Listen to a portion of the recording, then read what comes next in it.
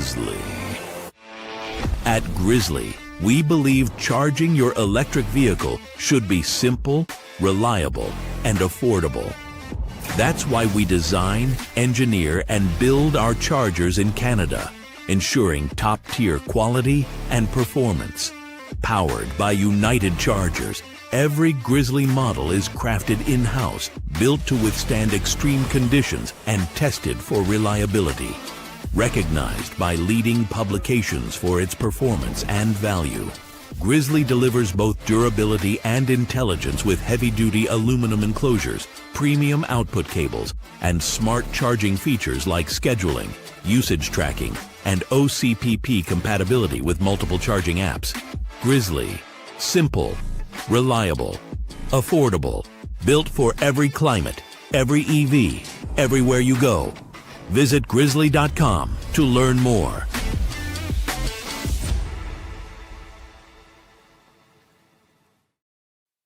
Hello, and welcome to the Batteries Included podcast. It's Friday, August the 29th, 2025, and this is episode number 103.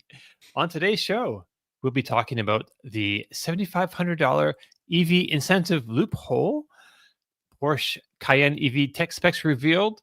As just before the show, we noticed that the Tesla Model Y performance has been revealed. And maybe we'll talk a little bit about the debut of the Volvo XC70. And of course, much, much more. I'm your host, Dominic Ioni, longtime EV journalist and host of the YouTube channel Drive Electric with Dominic. Joining us today is the effulgent Mr. Tom Milogny, senior editor at Inside EVs and host of the YouTube channel State of Charge. Kyle Connor may be joining us if he can. We're not sure yet. A little later in the show, we will be joined by Mike Murphy, who heads the EV Politics Project / American EV Jobs Alliance. And we'll be talking about the EV incentive loophole with him. And for a few minutes, at least at the top of the show, we're happy to have Gleb Nikiforov, founder and CEO of United Chargers, which makes the Grizzly line of chargers, and who, I guess I should mention, is our sponsor. Hey, welcome to the show, Gleb. Thank you very much. It's nice to be here as usual. Hello, everyone. Hello from Canada. Hey, all right. So I saw some pictures. I saw some news actually last night about the Grizzly line of chargers, and I thought it would be nice to have you on and just tell us about it. Yeah. So there is a second penetration from North American product manufacturing to European market. The first one was attempted by ChargePoint about 6 or 7 years ago, maybe more, maybe 7 years ago. And this is the second penetration into European market by Grizzly, by United Chargers. So we have live product available for Europe right now in Europe. Oh, nice. So does that include the European Union, or does that include Norway and Britain as well? So we have our location is in Slovakia, a warehouse, a small manufacturing facility which we're gonna grow. We spend about a year preparing all of this. So we as well developed, because European chargers are a little bit different than North American chargers. So they are 3-phase or single phase, and they are quite different. Electronics quite different because the voltages and everything else is different, and a lot of other technical things. So we developed a European charger product line, which has just one product right now, but we're adding 3 or 4 different products there as well over the short period of time.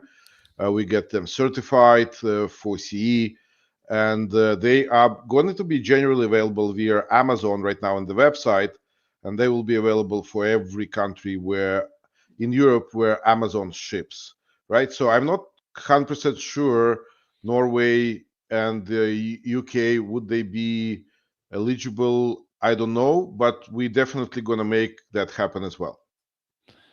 Right on. Any questions about that, Tom, or anything?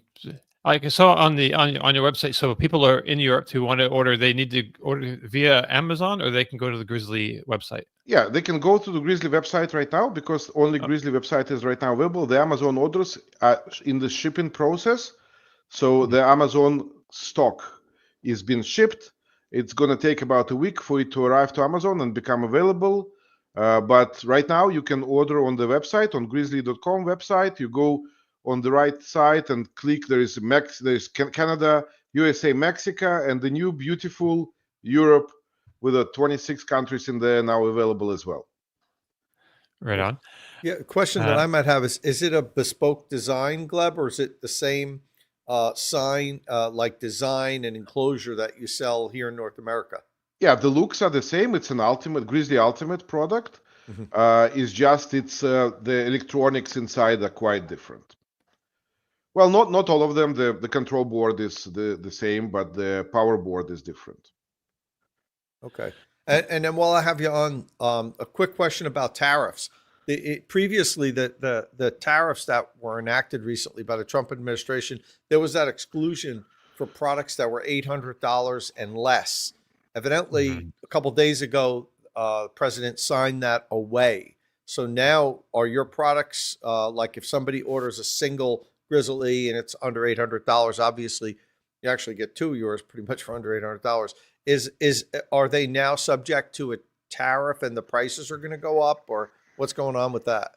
Okay, so there are actually no tariffs, guys. There is no tariffs. There is no tariffs between Canada and the United States, and I'll explain to you why. This is all. I believe that we serve as a distraction. So all this Canada-U.S. trade war is a distraction put by Donald Trump to distract us from the main war with China, and this is why the tariffs. So basically, if you make a Canadian product like we do, our product is Canadian made. Yeah. We have a DUNS number, which is a special number assigned by the Association of Free Trade, and we as well are certified to be Canadian made product with like over 85% of the parts are made in North America. So we don't pay any tariffs. When we import our products into United States, we don't pay anything. If we like, here's the thing: like, if we import a ready product and it's made in Canada, no tariffs. But if we import a lock separately, or if we import a back plate separately, and this is some of them are made in China, some of them made in Canada. So if the product like lock made in China, well, nobody knows how to make locks in the United States or Canada anymore, right? Unfortunately. So the lock actually will be tariffed at 45%. So we kind of stopped like shipping to United States like separate parts which are tariff eligible, right? So but the other products they are not tariffed. Like, and this is the reason. Like, if you manufacture something in Canada or United States, we still ship free across the border. If you buy Chinese product, right? That's what they want to prevent. You go in and buy Chinese product, repackage it at your factory, say it's Canadian product now, then you pass the tariffs and go in. If you are not really Canadian made, you cannot do that. So this is a protection from Chinese goods infiltrating US market from Canada. And the tariff is 35% between Canada and US, right, for these goods, and 45% from China. Who's going to work for 10%, right? Yeah. So it's very smart. It's extremely smart. It's just the way it's presented to the public is weird. But I believe he has a reason why he's doing it, right? Nobody understood Donald Trump yet. And we still have to see how his policies are going to affect all of us, right? But currently, it is what it is. There is no tariffs. It's all not true. Okay. Is that clear enough for you, Tom? I don't think he could make it any clearer. All right. And the interesting thing is, and this kind of aligns a little bit with what Gleb's saying. Obviously, we need to do a little bit more digging into this, but I know customers have reached out to me, followers that have bought products from A to Z, the NACS adapters, and they after they received their NACS adapter from A to Z, which was shipped from Canada but made in China, they received a bill in the mail from customs for like $50 for each adapter. And they contacted me and said, what is this? Like, we have to pay this. I said, well, I'm not a tariff specialist. Don't go on my word on that. But they contacted A to Z, and A to Z paid the tariff in the meantime, just until they could figure out what's going on. But that's been happening recently with people that have been that ordered the A to Z adapter. This is exactly what Donald Trump is trying to prevent, the infiltration of Chinese-made products into United States to boost the local manufacturing. But the way we ship is we have a 3PL warehouse in Buffalo, right? So we ship by a truck. The truck crosses the border and get all the NAFTA documents or CUSMA, whatever it is, agreement documents in there. So the goes past the customs, goes to the warehouse in Buffalo, and gets shipped from U.S. soil to U.S. soil. So once we move the truck over, then there is no customs anymore, right? So we don't ship. We used to ship from Canada direct a year ago or so, but we moved, and it was not efficient at all. And again, if we're going to ship direct, we might encounter the same problem that your folks from AZ encountered, because customs really like if you go with a big shipment and there is a proper educated people at the customs who understand the documents, but FedEx doesn't care. FedEx said, oh, this is coming from Canada, boom, 35% tariff, right? So that's why we stopped shipping directly to US customers from Canada, and we're shipping via the 3PL warehouse in Buffalo. Okay, well, that makes more sense. Yeah. Hey, Gleb.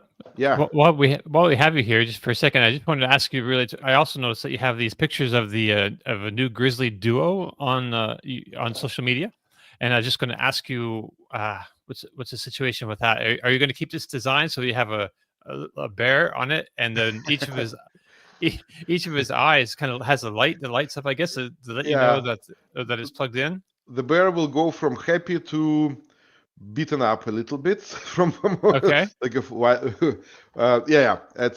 so the Grizzly Duo is set to start manufacturing on 1st of November. It's official now. Okay. So we are not making duos anymore, and whatever duos left on the stock will be, that's it, right? So there might be a little shortage of duos before we started, because there's still 2 months between today and November, and we're almost out of stock on duos, but we're not going to make them anymore. This guy is releasing 1st of November, expected on the website immediately, in the stores in Amazon a couple of weeks later, maybe a week later. So about the design, we brainstorm things as a group, and we were thinking, like, of course there will be a classic design Duo the way it is right now, and that would be a main thing. But we decided to see how people will react to something like this. Right, so we basically ordered like 100 leads of black and 100 leads of white in this color. So there is a black one as well. Cool. Opposite, right? And and we're gonna sell them only from our store. It's gonna be the same price, and basically we'll see what people are gonna prefer. If we see that people like the poor bear, then we'll do a bear, like, more, right? Okay. If not, then we'll just keep a classic design. Yeah, I don't know. I kind of like it. What do you think, Tom? Well, the bear, that really doesn't bother me, or I'm kind of indifferent about that. What I like about the new Duo is it's so much thinner. The previous one was about 8 inches thick. It came off the wall about 8 inches. The new one's only about 5 inches, right? It looks like it's a basic Grizzly Ultimate or Grizzly Classic case. Yes. So Gleb was able to fit all that stuff in there. The original Duo, he had to make really a lot thicker, I guess, for whatever reason. But you figured out how to get everything into a regular standard case. So how we made the Duo quickly? Because development of such charger it took us about 2 years to do. Just develop and make sure everything's okay, and then certification another half a year and stuff, right? And hundreds of thousands of dollars to put into it. But to make it quick, originally what we did, and that's why enclosure is so big for Duo. So Duo is actually 2 classic boards. So there are 2 PCBA inside, and they are interconnected by a control cable. And one of the boards is a master board, another is a slave board. And the master board controls the slave board via the interface, and they power share within it with the power given, right? So that was the design. That's why it's so massive, right? Because there's actually two classic Grizzlies inside, right? Right. Now this board is designed to be a duo board, and actually this is a design of based on the same design that the European board is made, because Duo and the European three-phase are very similar. We just don't pop some components, but the actual board is exactly the same. What is in Duo and what is in the European three-phase. Oh, interesting. It's just we add less relays, more other things, and but board is the same, unified board. Yeah. And we were able to make it fit into a standard design board. Like, so this is the box, the same as Classic, the same as Ultimate, same box. Yeah. Now, this charger, which is going to hit the market on the 1st of November, is going to be a 40 amp version, plug version, NEMA 1450, right? It can be hardwired. It can be hardwired because the previous Duo was not able to be hardwired because of the two boards and no access to the panel to hardwire it. So this one can be hardwired. This is a smart product as well. It has an antenna, Wi-Fi antenna, and the features we're gonna add for it, you will be amazed. We worked a lot on the designing how people will control it and how people will choose like which one will do what. As well as this product will come in 3 different categories. Going to come with both J plugs, with both NUCs, or a mix. So you'll be able to choose between, like, you can choose mix, you can choose just NUCs, you can choose just J. The 3 months, like 2-3 months from now, we are working on redesigning the box a little bit, because with the 80 amp Duo, which is coming next, the input hole need to be bigger.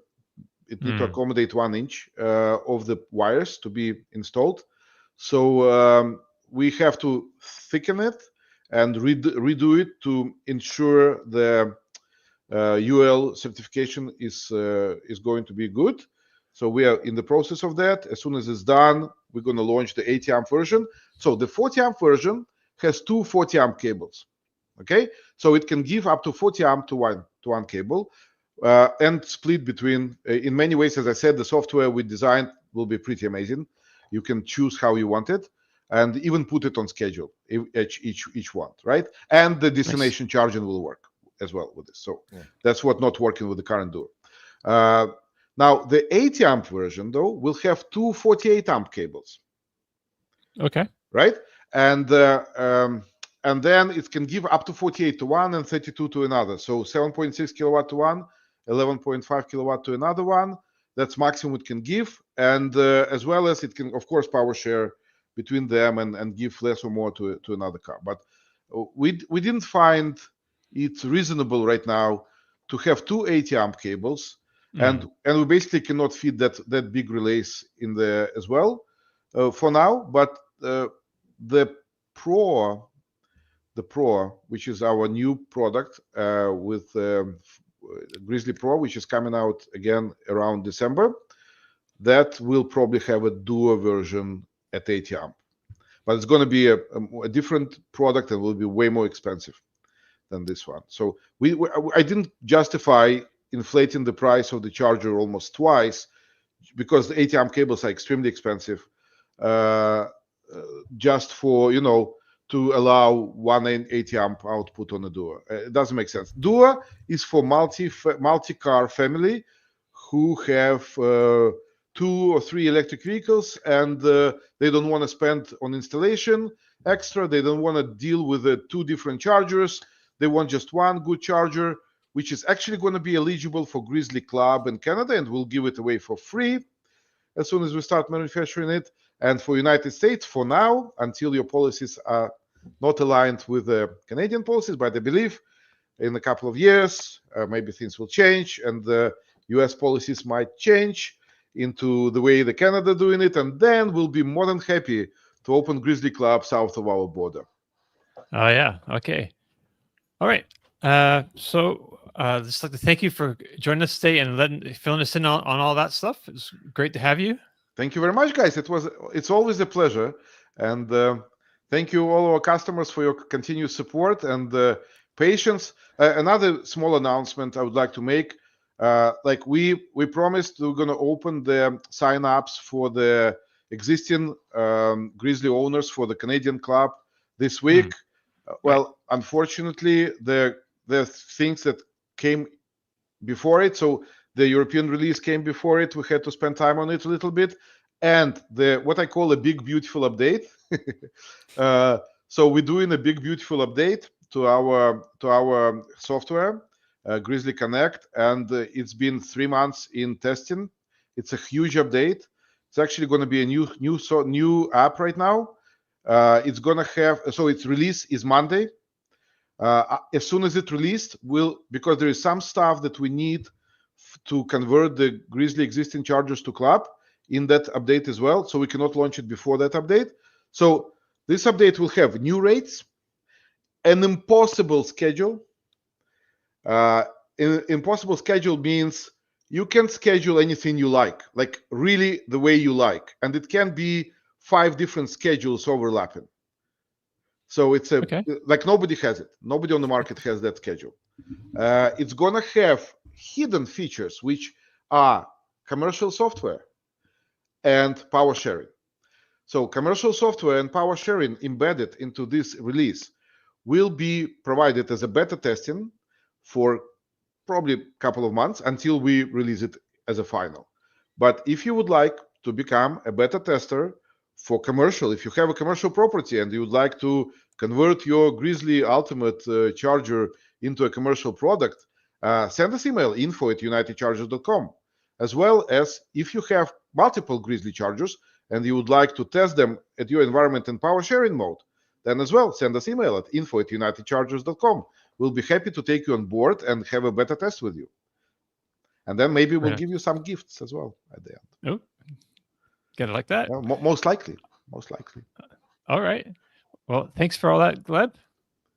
Have a great afternoon, weekend. And Thank you. So the upload of existing Grizzly customers in Canada will happen probably on Wednesday next week after the release of Big Beautiful Update happens and everything is stable. Then on Wednesday we're going to start taking on the existing customers. And I thank you very much, everyone, for their patience. All right. Well, thank you, Thanks, Gleb. And I'm going to have some content coming up soon with Gleb. I'm going to be going up to Canada to visit Gleb in a few weeks. So look forward that's going to be fun to see Gleb and I together. And we might actually even fly in a small little private plane, which maybe I'll get some video of that. But Gleb, thanks for coming on, and I'll see you up in Canada soon. See you next week, my friend. All right, guys. Appreciate it. Love you all. Bye. All right. That's great. So yeah, I walked in on a little conversation at the beginning of the show before we went live. You guys were talking about flying in airplanes. Gleb's got a pilot license, I guess. I didn't know. And he has a private pilot's license. I'm going to head up to Canada to do a story on the new Grizzly Club and how they basically paying people to use their chargers. And I think it's an interesting an interesting program that he has going. It's really a great deal if you live in Canada. You get the charger and you get paid for to use it. So if you live, any of our Canadian followers that needs an EV or that needs a charger, it seems like a super deal. But once I get up there, I'll dig into all the details and stuff. And I'm even going to talk to at least one of the people that are in the Grizzly Club and ask them, is it everything it's cracked up to be? Right. Yeah. Right. So I just want to mention. So you also dropped that, or mentioned before we went live, that you almost got your pilot's license. So you started to get your pilot's license. Yeah. I you never heard this story, Dom, and I'll be quick because everyone's here to listen about electric cars, not private pilot's license. But I started back in the late 90s. There was an airport right near my house, like a mile and a half from my house. In Essex County Airport in New Jersey. And it's actually the airport that JFK Jr. took off from when he had that tragic incident and crashed and died. But I took I was going for my private pilot's license, and I got to the point, here's the best part. I was doing my last flight with my instructor. my next flight was going to be my first solo flight, which, is scary when you're getting your private pilot's license the first time that you fly by yourself and there's nobody in the thing for you. So, I was already starting to get a little nervous because I was getting to the point I had logged like 15 hours or something like that, or 18 hours. I forget what it was with the instructor. I think when I got to 20 hours, I was going to solo. So this was my last flight before I soloed. And the night before that, this is bizarre, I had a dream that I was on a commercial airliner, a big commercial airliner, right? And it crashed, and I woke up when it crashed, and so I told my instructor this, and he laughed, as we're taxiing to take off. And then all of a sudden I started smelling like a burning smell. And I'm saying to him, do you smell that? And he goes, no, everything's good. And, we're waiting in line. There was like 4 planes in front of us to take off.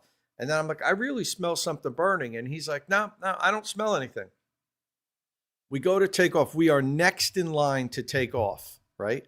I mean, in a minute, I would have been full throttle. We would have been going down the runway. And all of a sudden, flames burst out from the engine compartment. And we ditch the plane and get out, and it burns up and everything.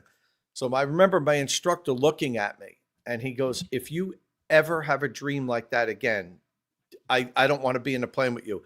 Needless to say, I never went back, because I was a minute from, if we were in the middle of taking off and that happened, that it's irrecoverable. You don't want to have any type of problem during takeoff and landing. Those are the two times, because you don't have airspeed and you don't have altitude. So you can't recover from something like that. We would have been into the trees at the end of the runway, and you guys would never have heard of Tom Malogany.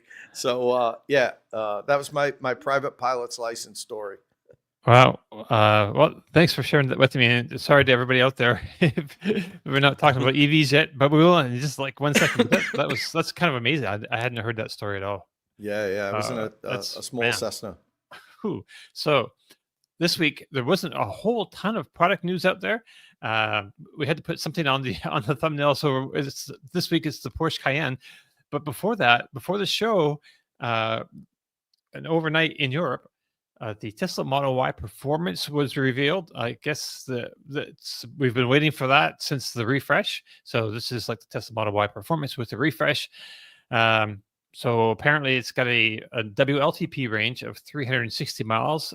So that's 3.7 miles shorter than the regular dual motor long range Tesla Model Y, which is, that's pretty good. Typically, I think the performance version takes a bigger range hit than that. 0 to 62 miles an hour or 0 to 100 kilometers an hour is 3.5 seconds. So the 0 to 60, I'm thinking is going to be like 3.3, I think. But that's, that's 3.5 seconds. That's plenty quick. That's what the old Tesla Model 3 Performance used to be before it got juiced up a bit more. And, I've felt that acceleration before, and I feel like that's as fast as anyone really needs.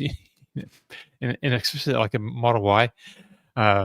It's 4,482 pounds, like 79 pounds heavier than a dual motor. So that's also pretty much in check. It's got an adaptive suspension system. And it's got a rear mounted spoiler. And that's about it. I guess I could throw up a picture of this actually. It looks like you'd expect. Here it looks like Tesla Model Y, but with 21-inch wheels. I think on this one, well, they're blurry in this picture. It's moved over here, also blurry. That's the rear. So it looks like the Model Y refresh. Those look like range wheels. They don't look like the Arcanid. I know there's like Arcanid 21s for it. I don't know. Maybe those are it actually. Yeah. What do you think, Tom? It's what you would expect, it's, with 3 and Y, when they put the performance model out, what it's going to have. So we all knew this was coming. And, the new Model Y refresh, I think looks, we've said it many times, so much better than the original styling, So yeah, it's probably going to do well. I'm starting to see a lot of them on the roads here in New Jersey. I did it for the first month or so, but now they're selling for sure. Okay. Yeah, I've seen a few. Seen a few actually, I think I've seen more. Whatchamacallit, the Tesla Model 3 refresh over here than the Model Y, but the Model 3 refresh has been out longer.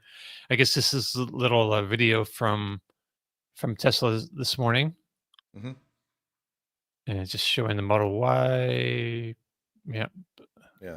in the mountains. And so I don't know what the significance of it being released in Europe is, but yesterday all over the news there was the story out that the Tesla sales actually have dropped like 40% year over year in Europe, which is not great. So, I mean, Yeah. It's. I don't know how much the performance version will help, but I don't know. What do I you mean, think? we all knew that this was going to happen. The interesting thing is going to be is will they bounce back? Will people's memories are short so often. Right, right. There was a big backlash with Elon and with everything Hmm. politically that he's been doing, and with cutting jobs in the government, until he had his fallout with Trump that everybody knew was going to happen. and but The interesting thing to me, Dom, is will it bounce back? Will people say, well, I kind of hate the guy, but this is probably the best option for me, so I'm going to buy it. We'll see. That's going to be the interesting thing.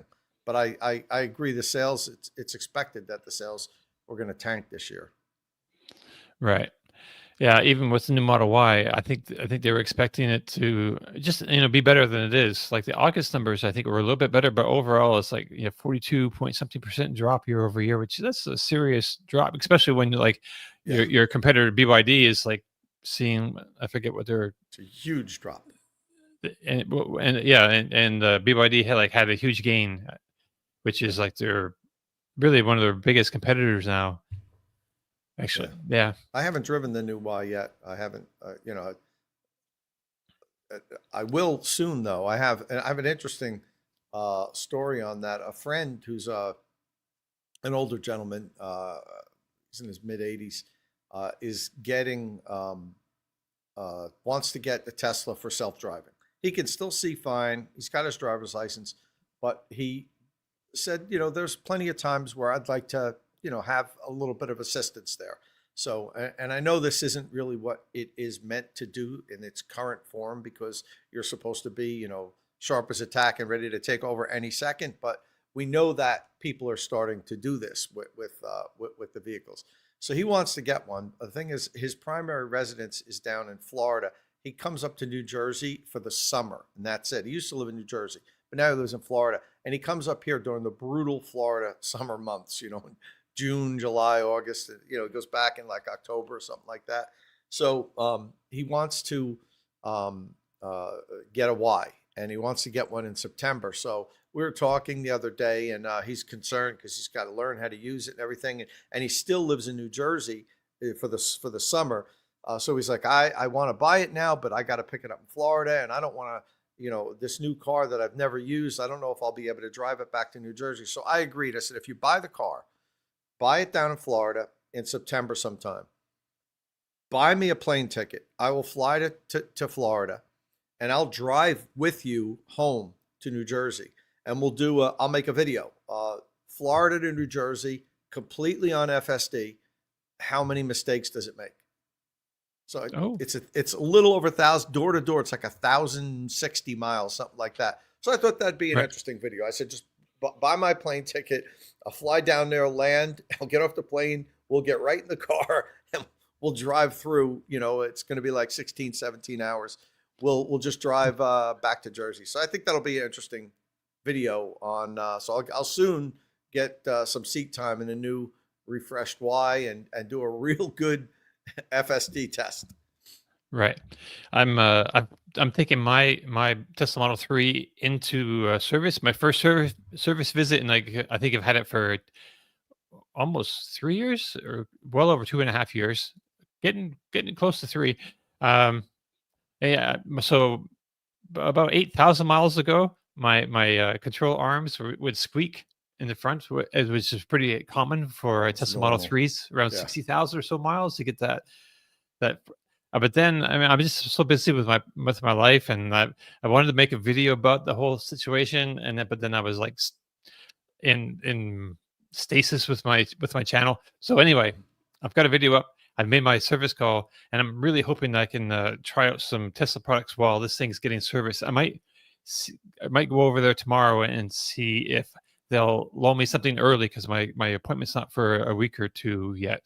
So it feels really squirrely to drive my car right now. So if you get that squeak in your control arms, like, take your car in right away. I'm worried it's going to cost me a lot more than it would have had I taken it in right away, because now I feel like there's like rubber bushings that have gone away, because like, if you had like a little rut in the road, it's like really, you can really feel it affect the steering like it shouldn't, So anyway, myself, I'm looking forward to driving that soon and see what the fuss is about. I've heard, Kyle say great things about it. And actually, the Out of Spec Reviews channel has a video with the new Model Y Performance on it already, with their guy from Norway. He's over there in Europe, I guess, for the event.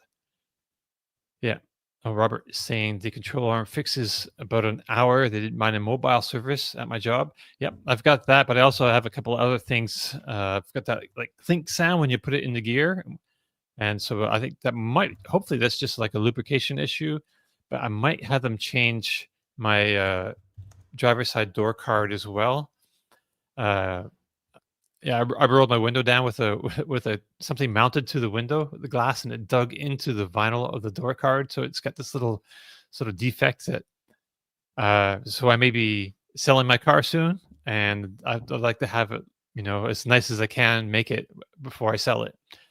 Yeah. All right. So that's, but anything else we want to say about Model Y?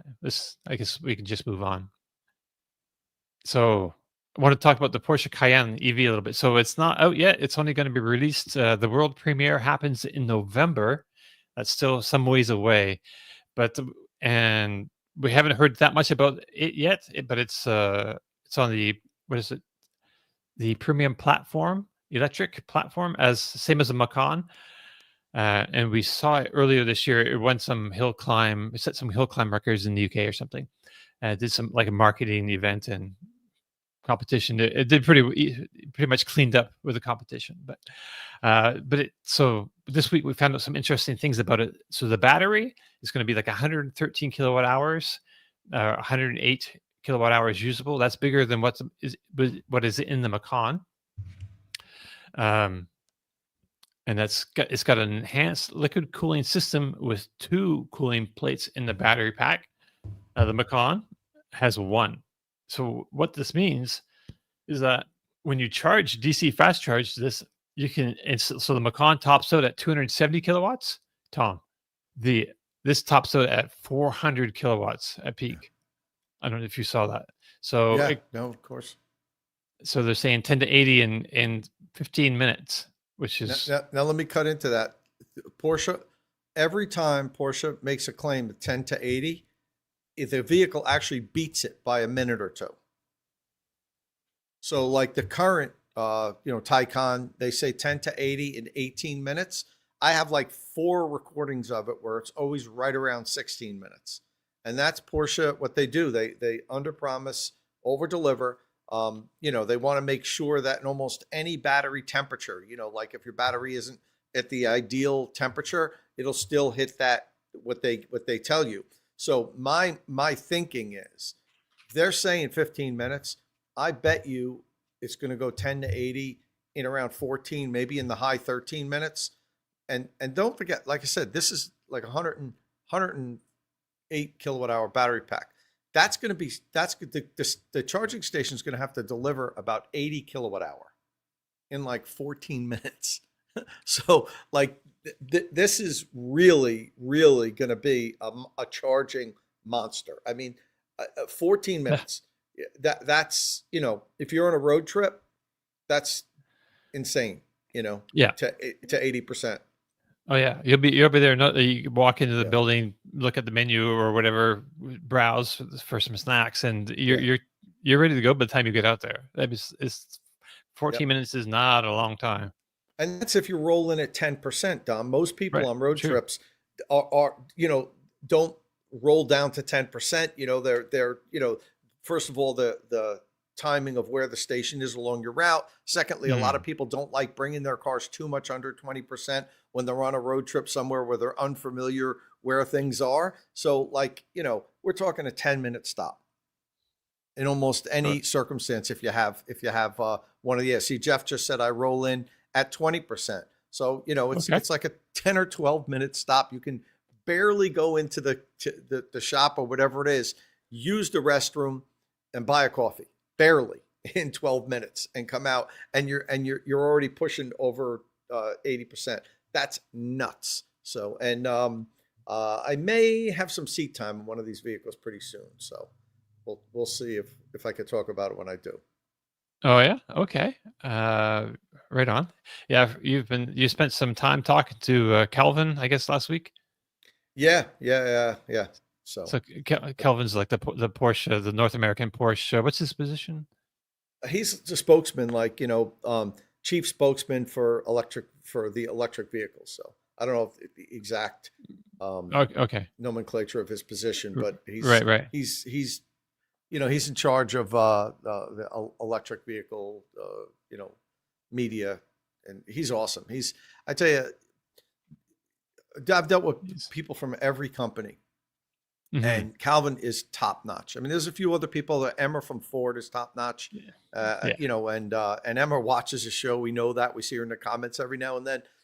There's a few other people from some of the other companies, and then there's a few companies where it's just like, oh man, it seems like I'm pulling teeth to get information out of. And I know I'm not Road and Track and Motor Trend. I'm not the biggest name out there in media, but I tell you, some of the media people that you deal with feel like they're doing you a favor, and then you get people like Calvin and Emma who bend over backwards when you ask them for something. So, I mean, it's so much easier to report on their products when they just treat you like you're somebody, and Calvin's always been that way with for Porsche. And Kyle will say the same thing.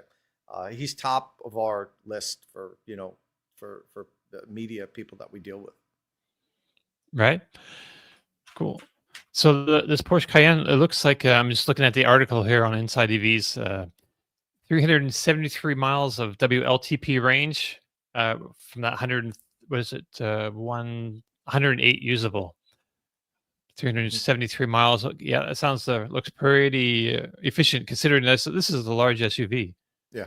So and too, like you were saying, they under promise and over deliver typically, especially on range.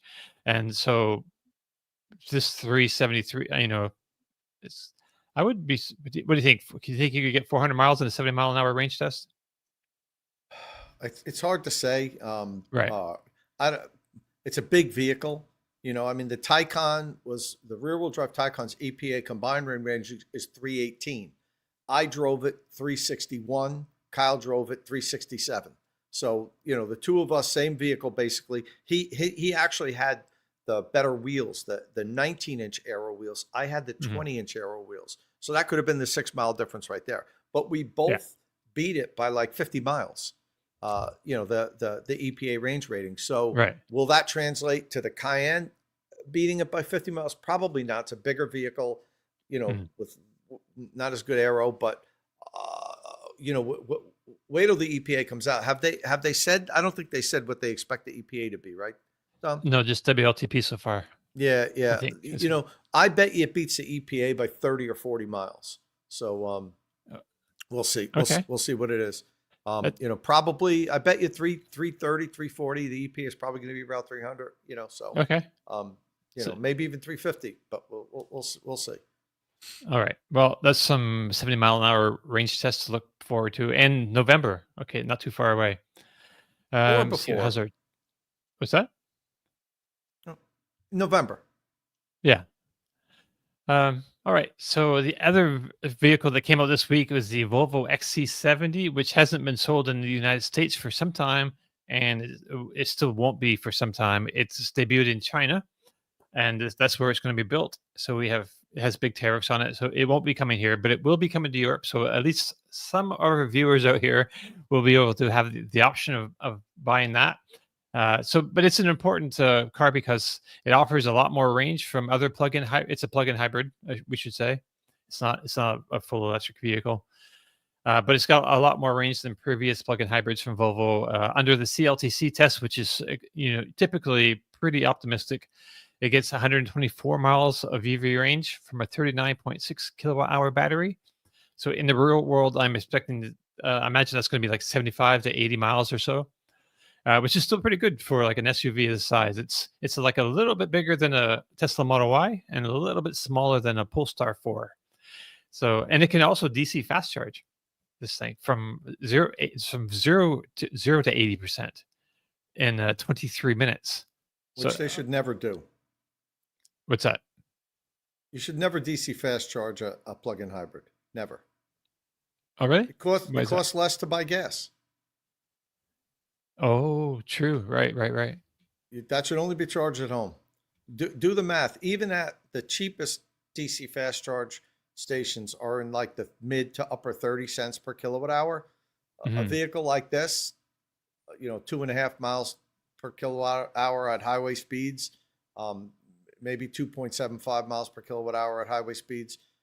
Do the math. It's probably going to be like paying $4.50 to $5 a gallon.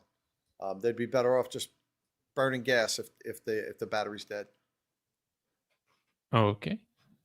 This is in Europe, so I was just gonna say, yeah, it probably still works the same. Power prices are like a lot more over there, so are gas prices. But I think it's probably a very similar ratio. Anton just said not with European gas prices. You could be right, Anton. But don't you also pay a lot more for electricity? Isn't it kind of the same? I mean, I don't know. I've seen some of those DC fast charging I follow Felix. Is that his name? He does a lot of European charging social media posts, and he's posting prices often, and they're often like 80 cents or 80 euro cents. I don't know how that even works, but I forget. I haven't charged over there in a while. And when I go over there, it's with the automakers, and we don't pay for it. It's just they swipe their cards and they pay for it. But yeah, right. I don't know what the relation would be between what you pay for petrol and what you pay for electricity there. But I know here for a fact it is cheaper to buy gas. At best, it's equal to buy gas if you're using a plug-in hybrid. So and it's crazy. Sometimes I see them using like charging on level 2 charging stations, like ChargePoint level 2 charging stations, and I look at it and they're charging like 42 cents per kilowatt hour, and I'm like, I want to leave a note like, maybe, I mean, there's other reasons why you do that. A lot of people, some people drive EVs for environmental reasons. That's not necessarily the grind that I do. I think it's an added benefit, but if that's what you want with that you just don't want to burn gas, I get it. As long as you understand you're paying more to charge it than you would if you just filled up. Right. Just going to bring up this real quick share screen. So yeah, this is kind of what Felix does. See, this is his Felix Hammer, electric Felix. He does a lot of just driving, and I'd like to wonder what his regular job is, because he's always driving somewhere around Europe, like 73 euro cents a kilowatt hour here at this particular one. Yeah, it's a good account to follow, but we should move on. So yeah, it's the Volvo XC70. Oh, it also has V2L, which is kind of interesting. Yeah. But I don't think it's that interesting, because I think that's just going to be the norm, Dom. I think the next wave of new EVs, that come out in the latter half of this decade, that they're all going to have that. So I think that's good that Volvo is putting it even on this plug-in hybrid. It's got great range for a plug-in hybrid. It's an EV with training wheels, basically, because most of the people, if this has EPA around 75, 80 miles, most people are going to burn very, very little gas. I remember back in the Volt days, there were people that were at like 96% EV miles, and that was on a car that went 35 miles per charge. So if you more than double that for people's daily driving, I'm sure it's going to have a cycle to burn stale gas I mean, they might end up burning more gas, as the vehicle just automatically turns on and burns it, monthly than actually using it. Because with that kind of range, if they plug in every night when they come home, most people once every 2 or 3 months is gonna actually use the range extender, let alone burn the whole tank down. So, that it's going to train people that they can live with an EV is what is my thought on it. That, you lease one of these things, and at the end of the 3-year lease, you say, I never needed gas, and this only had 75 miles of range. Geez, if I got an EV that had 375 miles of range, I could live with that. So that's Right. to me, that's the whole purpose of these plug-in hybrids at this point. I think most people could live with a fully electric vehicle. They just don't Mhm. know it, and they're afraid of it. Right. So let's put the training wheels on it and let them see over a couple of years that, yeah, they can actually live with this thing, and that'll be their next vehicle.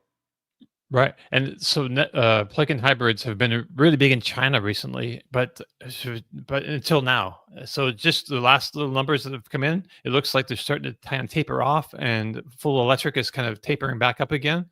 And so I feel like, because a lot of, like you're saying, a lot of us know if you can plug in a plug-in hybrid, you can plug in a regular car, a regular EV, and you don't need the training wheel situation, like you were saying. Yeah. And But people are afraid, Dom. A lot of people are. oh yeah, yeah, You know, yeah, it's fine. it's such a new thing to them. They've been driving their whole life Yeah. with something. Nobody likes getting gas. Let's face it. Who the hell likes to go to a gas station? Yeah. It stinks. It's Right. expensive. It's out of your way. Who wouldn't want to just come home and plug their car in? But it's you have to retrain people's thought process, and that is hard to do. And that's one of the biggest impediments to EVs now is getting people to understand that it will work for them, and it's not going to be a hassle because the cars are there, right? Mhm. 10, 15 years ago when we were doing this, Dom, and you and I were both doing this back then, the cars went 80 miles per charge, other than Tesla when they first came out, with the S, but the cars went, even that didn't go that far, the first S, but Mhm. And it was expensive. yeah, exactly. So there was no public infrastructure, right? No DC fast chargers anywhere. And the cars went less than 100 miles. So yeah, there was a reason for people to say this won't work for me. But now, I mean, the median range of, I think, a new EV sold in the US this year is close to 300 miles. It's like 280 miles or something like that. And the infrastructure is proliferating. I mean, there's, I know at Middle America, there's plenty of areas where there aren't a lot of DC fast chargers, not a lot of infrastructure. I get that. You're right, for sure. Some of the northern, the Dakotas and so forth.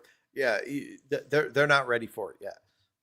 But in the coasts and south and many of the areas, there's so much infrastructure now. I trip over it. It's I don't have to even think about anywhere that I want to go at any time. I know I can get there with my EV, and conveniently I could drive anywhere I want, not even have to think about, well, let me get the map out. Like I used to do that, like get the Right. plug share. It would be like, oh, you want me to go to Michigan? I don't know if I get there. Let me plot this out, but now I don't even think about it. If somebody says I need to go here or there, whatever, it's not even, of course I can get there, with very little inconvenience. So that's gone away. Now it's just the mindset that we have to get over. And the plug-in hybrids, I think, help people get over that mindset. Right. They've been really big in Europe too, but they've also had, so pure electrics from China have had this tariff put on them, but for some reason they didn't put that same tariff on plug-in hybrids. So Europe's been buying the heck out of plug-in hybrids for some time now. And yeah, so it's going to be interesting to see what happens with that, if it'll level out, or if that incentive or that financial difference keeps affecting that big market there. We still have, I think, Mike is with us now, and you ready to go up? Come join us here, I guess. Absolutely. Can you guys hear me? I can Hey, hear Mike. you. Hey, hi, Tom. Look at my fashion outfit I'm wearing today. People Milan Wow. paid top dollar for one of the state of You charge. got everything going. I missed your logo wear today. Do you have a mug? Do you have your mug? Mike gave me an EV Politics don't. mug. So Yeah, the one thing missing here in the Voice of Freedom studio. all right, Mike. So we're here to talk EV tax credit. Yeah. So something weird happened this week, and we thought you'd be a good person to. I wouldn't say weird, but something Unexpected. happened to the unexpected. There you go. Mm-hmm. That's good. Something interesting happened this week, and I don't know if Dom wants to tee this up. He usually does the tee up, but I'm going to throw it right to Mike. Why don't you explain a little bit of what just transpired in the last couple of days? Well, all these federal, and one, great to be here, guys. Love the show. All the federal EV tax credit and renewable energy and home battery backup, all that tax stuff is administered, of course, by the IRS. And they announced a regulation, and I'm not sure, we might have slipped an EV driver or two in there, or maybe the auto dealers and the White House made a deal.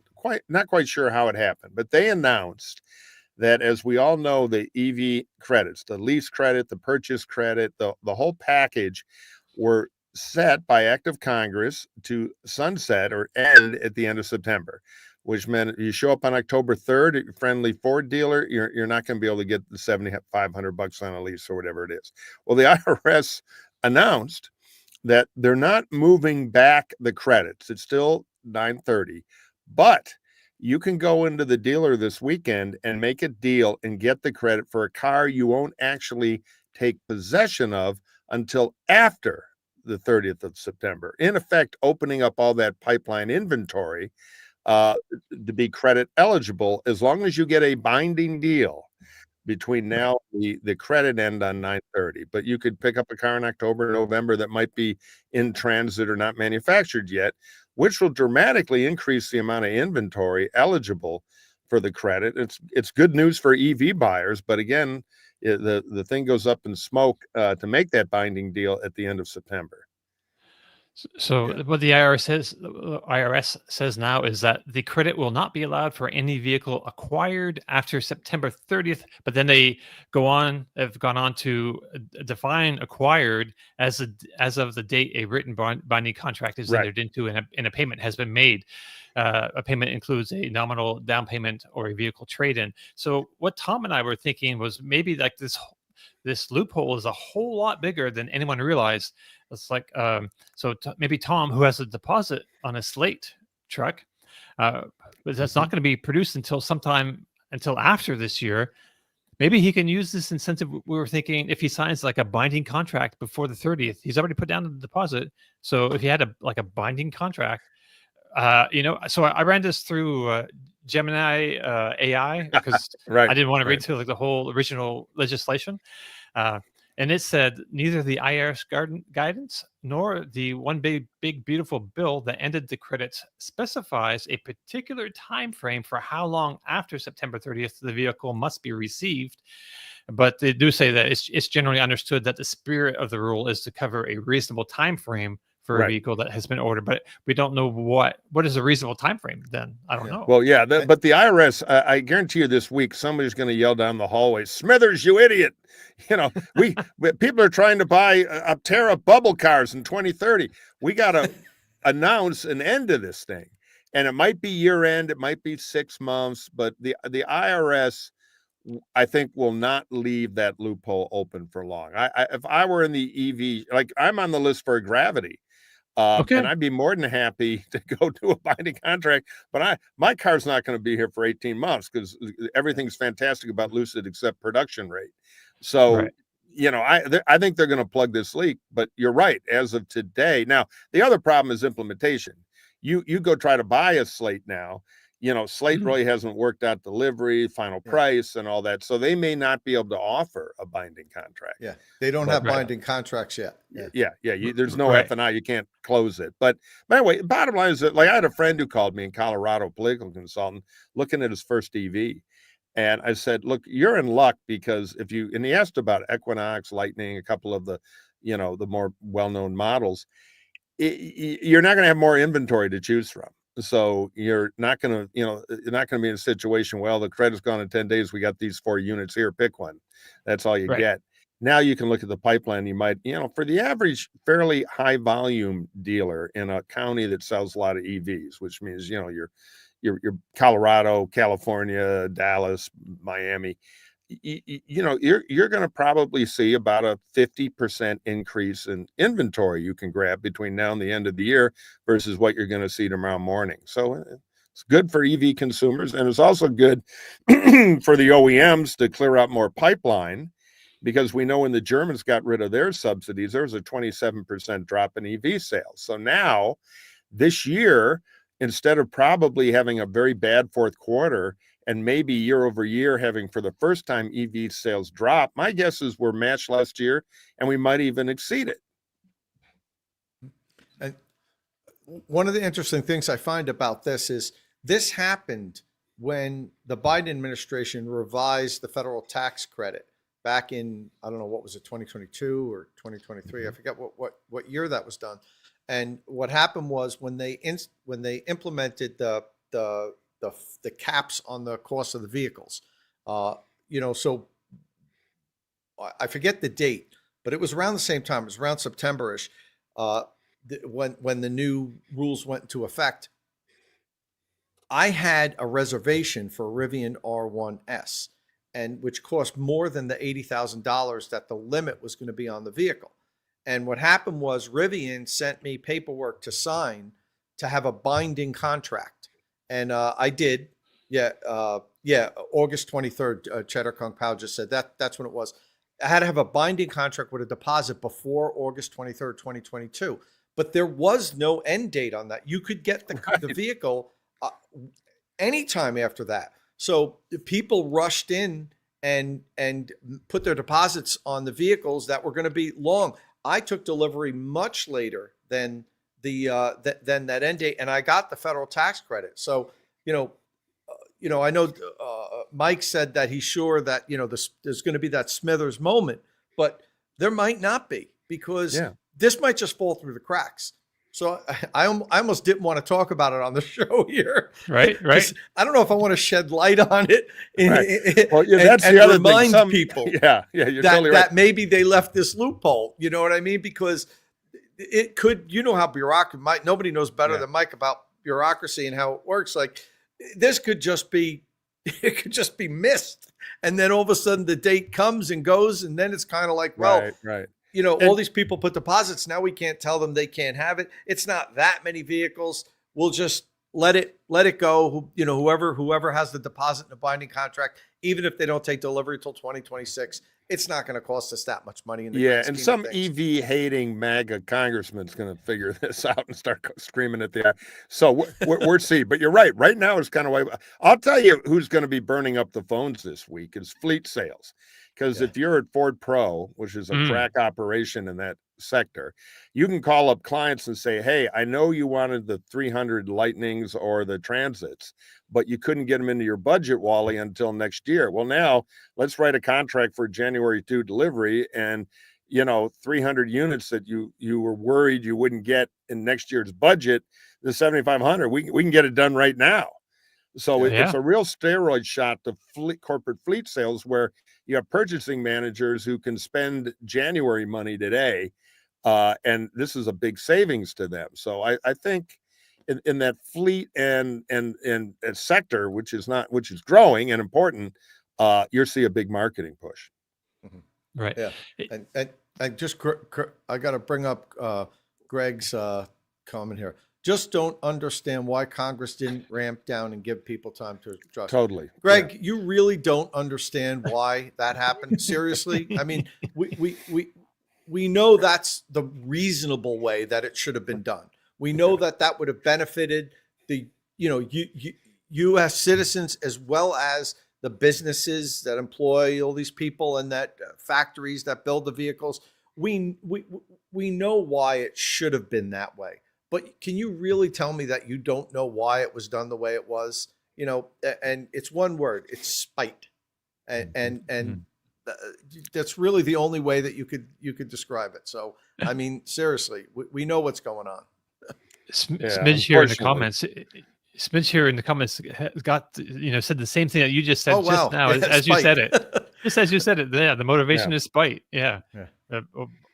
yeah, and this, yeah. Of course, that's the like way he it should says, have been. It should have phased out over a few years, given the dealers and the manufacturers a little bit of a runway to deal with this. But we all know how polarizing and how tribal politics is, and if you like Yeah. it, I hate it, and Yeah, I'll do I'm right, whatever I you're can. evil.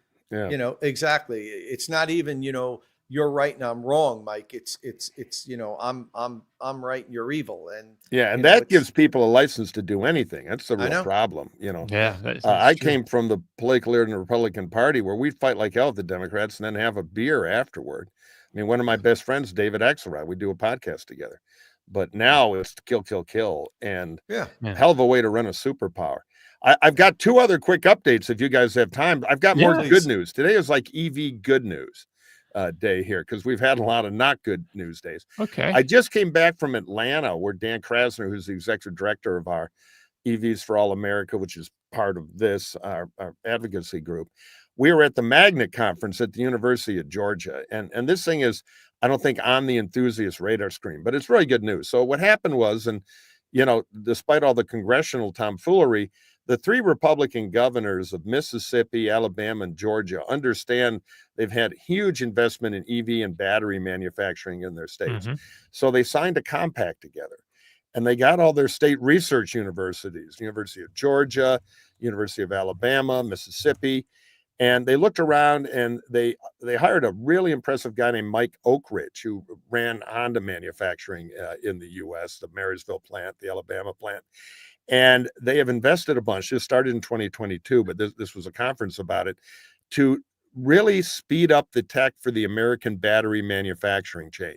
Not so much battery chemistry, but how do we manufacture batteries here, and how do we leapfrog ahead to not only catch but suppress the Japanese?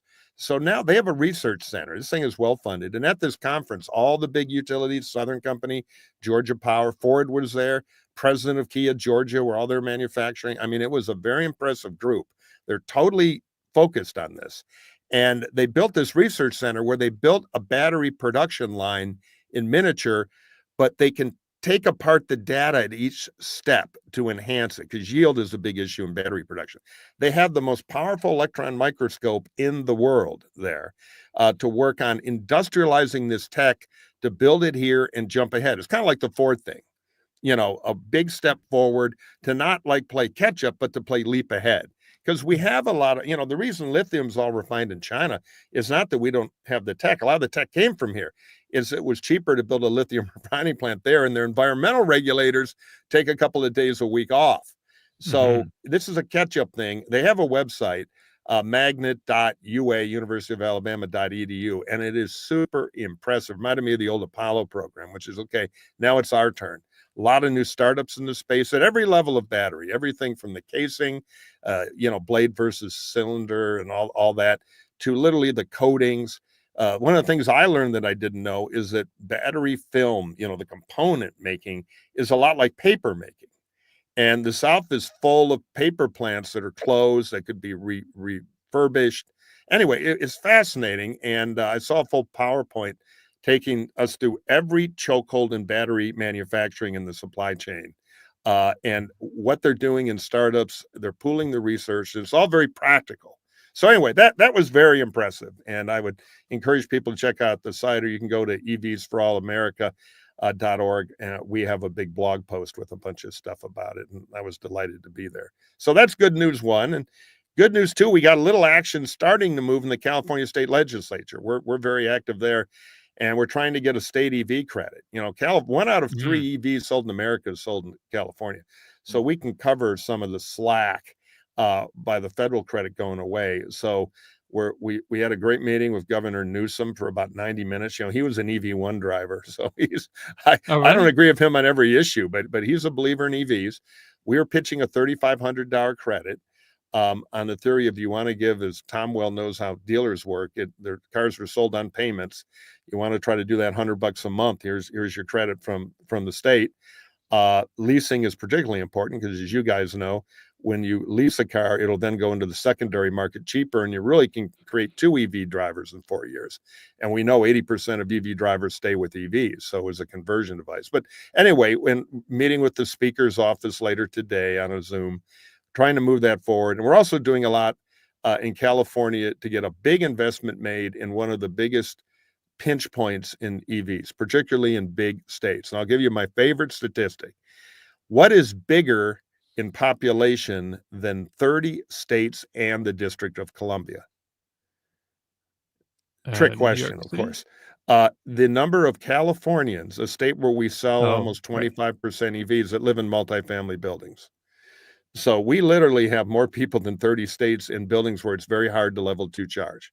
So we're pitching a thing where the state will pay to put, it's about $5,000 a parking space with good union labor here. Will pay to put in the boxes.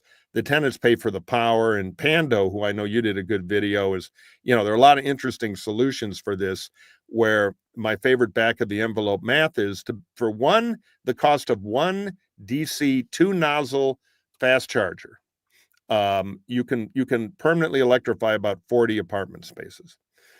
So anyway, we're trying to get a significant triple-digit million number out of our cap and invest fund, which is a fairly big amount of money here. And the California Electric Commission, which kind of runs our EV policy, is very interested. So anyway, sometimes we get it right in California and other states copy us. And with multifamily, we're going to try to do that in the next year or two. Well, That's great. that'll be helpful. That'd Yeah. be nice. I wonder if people can overlap get their contract, binding contract for the federal one, and maybe slip in that California one. I don't know. We still haven't really figured out. Legislation, the wheels move a little slower than that. Yeah. But there's real interest in it, and there's money. And California was over 7.5 million people in 10+ unit multifamily. It's a huge, that's a million EV sales or leases there. The current kind of. So we're convening this thing, and we're starting to get a little traction. I can't guarantee it's going to happen, but there's a lot more interest and focus on it than there was 6 months ago, and we've taken the lead on it. So something we're working hard on, and we'll post some updates as they develop later in the year. And I guess if you get good results, the other states can look at that too and say, oh, "Okay, this is something." Yeah, that they we can figured do out to in get our-" California. Let's Yeah. try 50 million a year for 3 years and see what we can do. Because you do 100,000.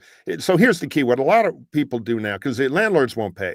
There's no money in it for them. So you got to make it painless for the landlord. So you go to the landlord and say, look, you can have an EV parking spot. You can charge $25 a month, and you can keep the $25, no cost. The tenant will pay the power. The tenant will pay a little up on the power markup for a maintenance contract, and the state will pay the $4,200 per space. Let's say you have 60 unit building, and we're putting 12 of them. Now, what they do now is they put in one, and they expect or three, and they expect people in the middle of the night to get up and move cars around. And so there's a real good return on investment on it, because we've really turned the corner on fast charging, thanks to the Ianas of the world and everybody improving in Mercedes. It's not done yet, but like this year again, I drove across the country, Boston to LA and back, and other than one EA station, and this time I tried to avoid EA just to try other things, it was perfectly fine. I didn't even have to use a Tesla station. I was in a car, BMW, that won't use Tesla, but I didn't need to. Oh, So anyway, multifamily is the pinch point in these big EV states. There's also California. We pushed all our rideshare drivers over to EVs, and 2/3 are in apartments. Yes. And so they're screwed, and they lose a couple $100 a month minimum in revenue because they're sitting around charging during the day, not earning. So anyway, we're keeping you apprised on that, but there's some interesting stuff at the state level that's percolating, particularly in the big EV states. Really Right on. good. Well, And thank you for sharing that with us. Sure. Yeah, My pleasure. And thank you for the work you're doing, Mike. Mike is really out there on the front lines, really trying to move the needle with electrification. And it's amazing the amount of work he's put in the last year and a half or 2 years now, Mike. With this, that and it's something. It's a task that not a lot of people willing to really pick up. But Mike's the right guy. He's got a lot of political connections. Everybody knows him. He's worked on so many Republican campaigns. He knows the ins and outs better than somebody who hasn't been involved in government, and he's out there working on the front lines for us every day. So on behalf of the EV community, Mike, I'd like to thank you for the work you're doing. Thank you. I grew up in Detroit around the car business, and I'm too old to learn Chinese. So it's all about American EV jobs. We like building stuff here, and I'm proud to be part of it. And thank you guys for being trailblazers. Well, I'll let you get back to the show here. You got some cool stuff to cover, and always appreciate being on. How can people keep up with what you're doing, Mike? Where can they follow you? We're migrating. Our website is evpolitics.org, but we've opened up a long, complicated story. But next month we're launching, it's there now, but it will grow, EVs for All America, which is our C3. So basically evpolitics.org from now. You can sign up for our mailing list there, and then you get updates and all that. You can buy cool hats. We don't make any money from these. We just want visibility. Right. So, and then my Twitter feed is @MurphyMike, and we have one. Boy, I should know the damn Twitter feed for EV Politics. It's on the website. Okay, right on. Well, thank you, guys. Thank you. Thank you very much for joining us again. See you later. All right. Bye-bye. All right. So he's always a great guest, Yeah. But so last night, I think you were saying that we were thinking maybe like the end of the year might be the reasonable time just to get back to the incentive loophole situation.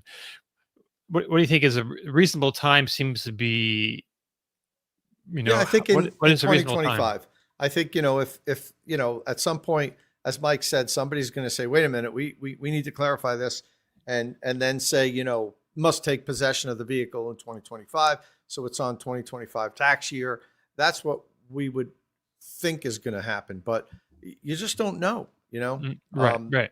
You really just don't know what's going to happen with that. And if it's just kind of left open, if nobody, puts an end date on it, then, there is no end date, and that's kind of what happened with the previous one. Why didn't they put an end date on that one, Dom? True.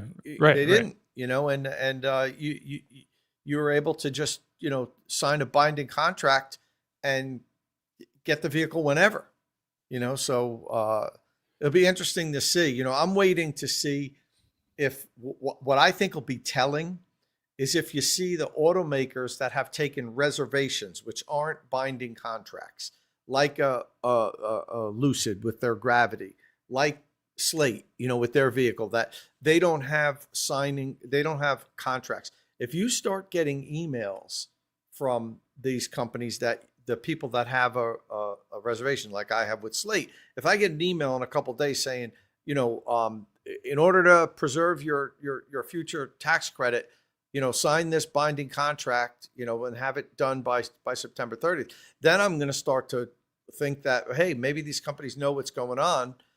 And that you're going to be able to do that. And somebody just posted, Knight said Rivian R2 contracts coming soon. I thought about that immediately because I had one of these situations with a Rivian vehicle back when when the Biden administration changed the tax credit. So who knows? Let's see what happens. It probably will put an end date on it. It'll probably be December 31st of this year, but maybe not. Maybe they're just saying, you know what, we'll give the EV industry one last shot in the arm, and just say you have to have a binding contract, and we'll honor it, and we could take advantage of that. Right. We'll know in the next few weeks. I got to think that at all the automakers, there's a room full of lawyers like typing furiously and doing web searches and doing whatever, trying to figure out how they can use the situation to their advantage. Diane Wallace EVs says they may not put an end date. Nissan has a binding contract per Misco Electric for the new Leaf. Mm-hmm. That's interesting. Yeah, let's see. And in the grand scheme of things, I know everybody says, "Oh, $7,500 if they sell, 50,000 EVs, which it wouldn't even be that much, in the last month, like future sales. But it's such, I know it's like a lot of money to us that we, talk about, but for like the federal budget, it's like, Right. if you lost, a quarter of a penny one day, like it makes such, even the whole federal tax credit thing was such a nothing burger that it absolutely could have been left in the federal budget, but it was, it's a, it became political tool. football, and Yeah. that's why it had to be killed. I agreed that it should end, but not now. I think it should have phased out towards the end of Right. this decade, Right. and Yeah. maybe It- if you really it wanted is. to hurt it, cut it in half to 3,500 next year in 2026, and then cut it to 2,000 in 2027, 1,500 in 2028, 1,000 in 2029, and it's gone in 2030. That would have been a reasonable thing, I think, and it would have been nothing for the federal budget, but we Right. went in a different direction, and we're going to live with that. Yeah. All right.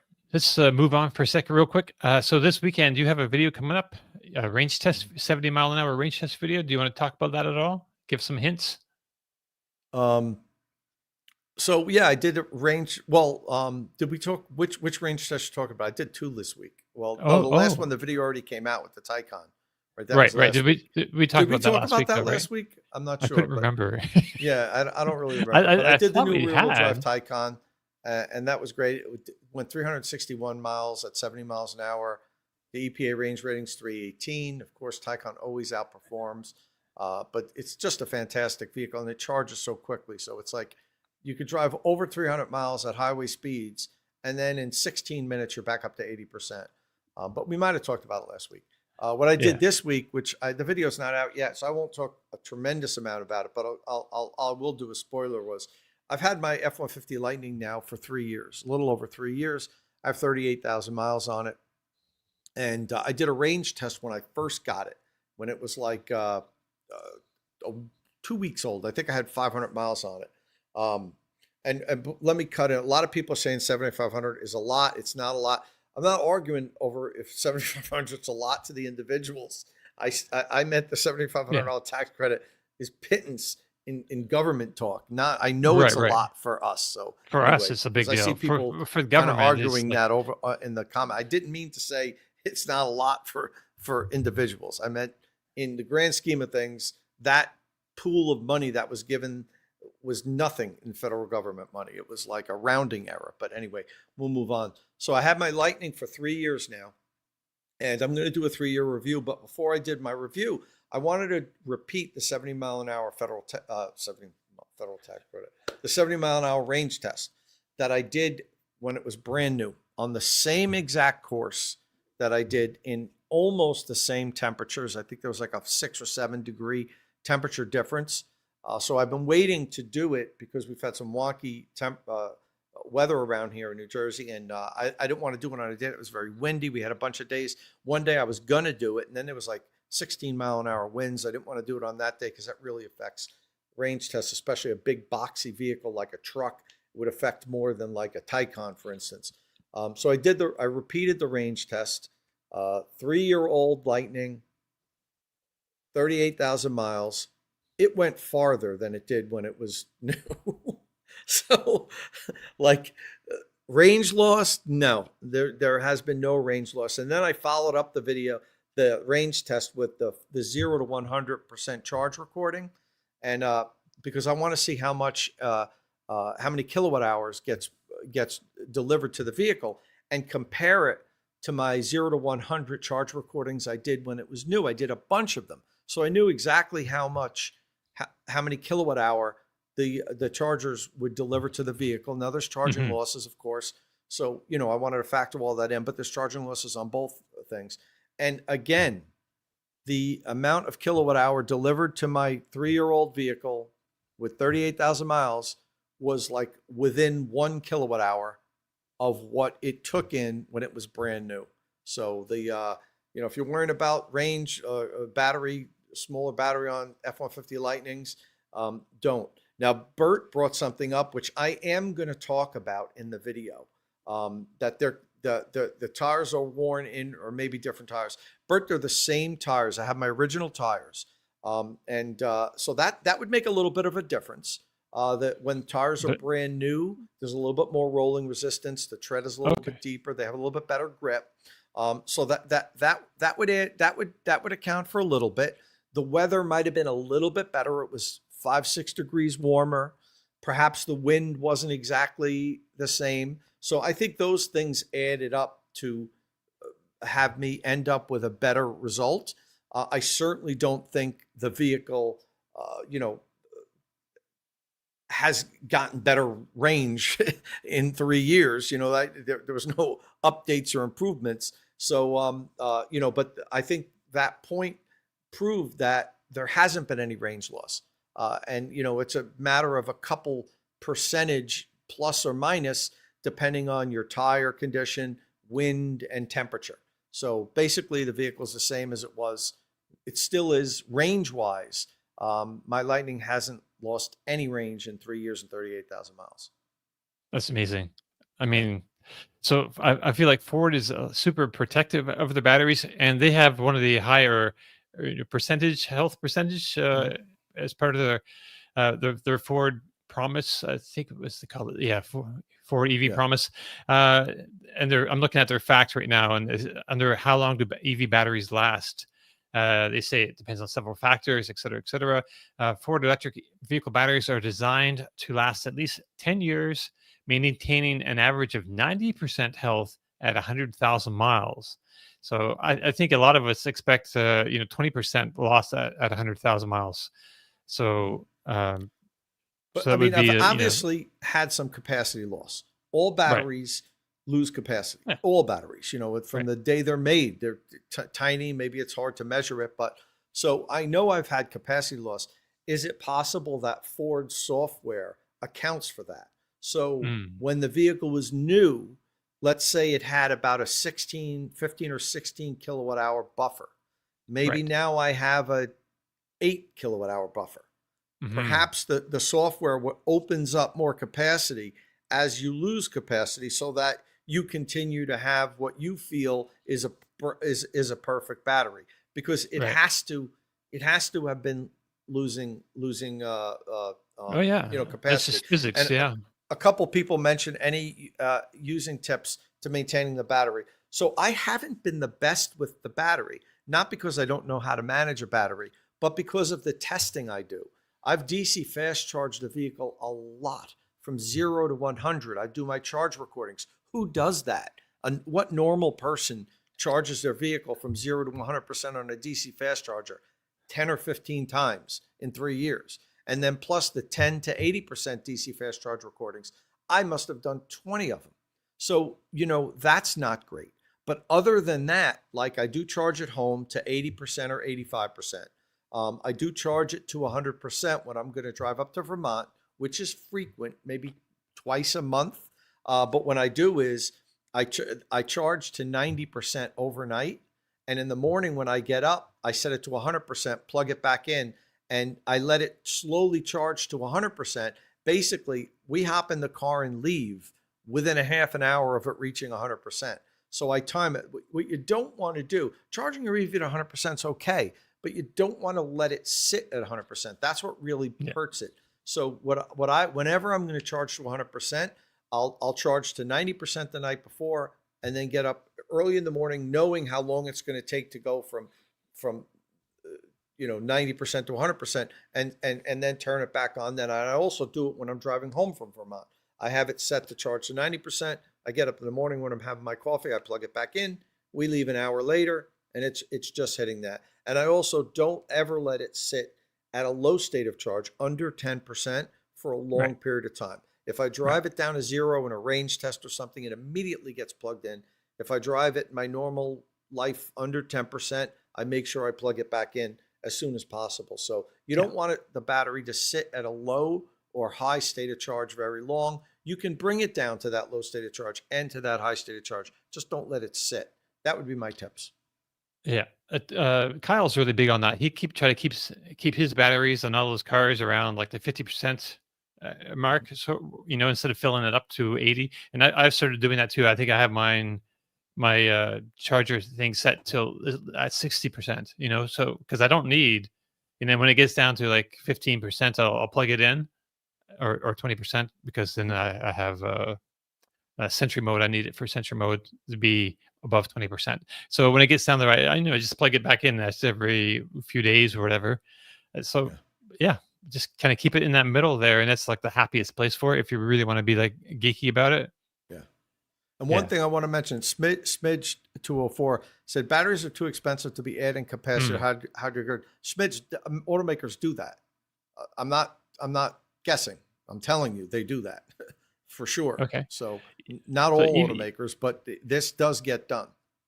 EVKX, he has an EV, like a data website. I believe he runs. I'm not sure if it's evkx.com, but anyway, he was saying that he hasn't seen any proof that of the thing as because the cell voltage would change, the max voltage would change if they reduce the buffer. Engineers. I don't know.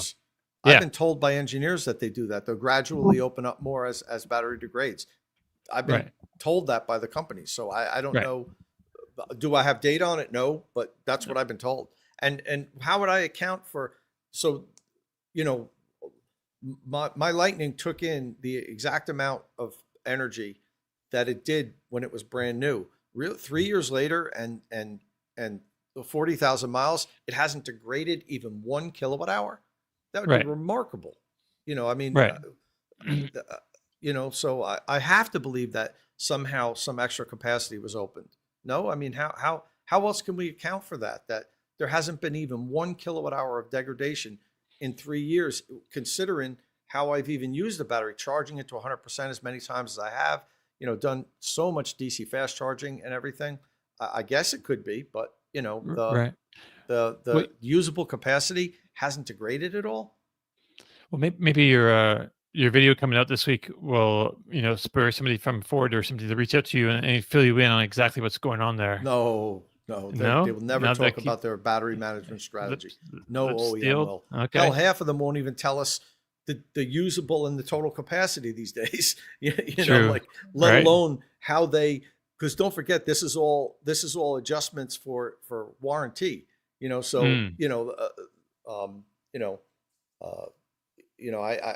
I won't mention the manufacturers that have told me they do this. One in particular that I had a long conversation with, it wasn't Ford, but because that was probably an off the record conversation with the engineer. But I do believe that happens. If it doesn't, I want to know, at what point will a Lightning's battery start to degrade? If mine hasn't in 3 years and 40,000 miles, considering how I've driven it, my God, that's remarkable that it hasn't even lost 1 kilowatt hour. That's crazy. Right. Yeah. So anyway, that's a video to look out for. And I think that's pretty, if you're a Ford owner, you have to be kind of like feeling good about your battery degradation situation right about now, I think, with this news, with this test. That's just, yeah. Okay, so let's move on. We're just about out of time. We are kind of out of time, but I did want to mention that this week that the BYD's Yang Wang U9 Track Edition. Like Beavis and Butthead. I know, right? Yang Wang. 2,960 horsepower, this thing. The Rimac Navara's got 1,989 horsepower. It's got way more horsepower than the Rimac Navara, this car. It just hit 293.54 miles an hour, smashing the Navara's 268.2 mile an hour EV record. So the fastest EV world that you can buy is now Chinese, basically. And that's all. There's not a whole lot to say about that. They got a lot of kilowatts coming out of this car, and it can go way faster than you'll ever be able to drive it. Where does it end? With the power of electric vehicles, it's like that at what point you have to wear one of those suits that the pilots wear. I forget what do they call them so that they don't pass out from the G-force. True. There's still a few supercars that are even faster than that, but that's like the Jesco. Koenigsegg Jesco is faster. There's a couple more. But that's craziness. Anyway, a more interesting record was set this week by the Mercedes AMG GT XX concept. That's previewing the upcoming GT production EV. So 2 examples of this car were driven by a team of 17 drivers. I don't know if you saw this, Tom. At a constant 100, they drove these things at 186 miles an hour for 7 days, 14 hours and 8 minutes, 52 seconds. They only stopped the charge. And when they did stop the charge, they charged at 850 kilowatts. 850 kilowatts. It's crazy. This is some serious charging. And so needless to say, like, records were broken, 25 of them. So these cars are powered by 3 oil-cooled YASA axial flux electric motors.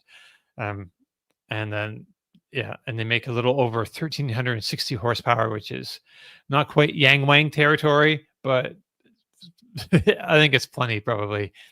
1,360 horsepower. And they have newly developed cylindrical nickel, cobalt, manganese, aluminum cells that offer an energy density of 300 watt hours per kilogram, that's really good. That's a great gravimetric density.